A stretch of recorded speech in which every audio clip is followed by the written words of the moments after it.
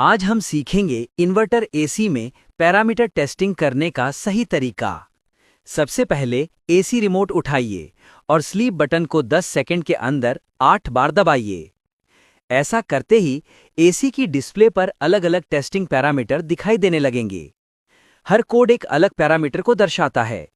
H1 indoor air temperature, H2 indoor coil temperature, H3 outdoor air temperature, H4 outdoor condenser coil temperature, H5 outdoor compressor discharge temperature, H6 outdoor AC input current, H7 compressor phase current, H8 bus bar voltage, H9 compressor operating frequency गुणा 60, compressor speed RPM, HP IPM temperature, HU suction temperature.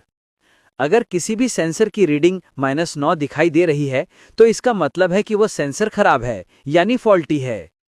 ये parameter testing तरीका आपको AC के sensor, current, voltage और performance की सटीक जानकारी देता है, जिससे फॉल्ट डायग्नोसिस करना बहुत आसान हो जाता है। तो याद रखिए, सिर्फ 8 बार स्लीप बटन दबाकर आप अपने एसी की पूरी हेल्थ रिपोर्ट चेक कर सकते हैं। सही पैरामीटर टेस्टिंग से ही संभव है सटीक फॉल्ट डिटेक्शन और बेहतर मेंटेनेंस। ऐसी और टिप्स के लिए हमें फॉलो और सब्सक्राइब जरूर करें। आज हम सीखेंगे एसी इंडोर यूनिट के BLDC फैन मोटर की पूरी टेस्टिंग प्रोसेस। सबसे पहले बात करते हैं मोटर के पिन और कलर कोड की। इस मोटर के कनेक्टर में 7 पिन होती हैं। Pin 1 red DC+, pin 4 black ground, pin 5 white 15 volt DC, pin 6 blue 5 volt DC और पिन 7 येलो 5 वोल्ट DC। बाकी 2 पिन ब्लैंक रहती हैं। अब करते हैं कोल्ड टेस्टिंग, यानी बिना पावर दिए चेकिंग। पिन 1 से 4 और पिन 4 से 6 के बीच क्लैंप मीटर से चेक करें। अगर नो बीप आता है तो मोटर सही है, अगर बीप आता है तो मोटर शॉर्ट हो सकता है। अब देखते हैं PCB आउटपुट वोल्टेज टेस्टिंग। पहला टेस्ट पिन 1 से 4 पर।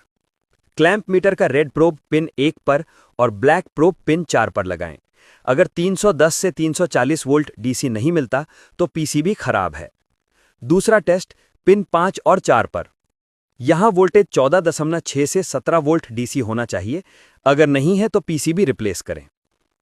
अगर यह वोल्टेज मिलता है तो PCB ठीक है और BLDC मोटर को रिप्लेस करें। तो दोस्तों, ये थी AC IDU BLDC fan motor की पूरी टेस्टिंग प्रक्रिया, कलर कोड से लेकर वोल्टेज चेक तक।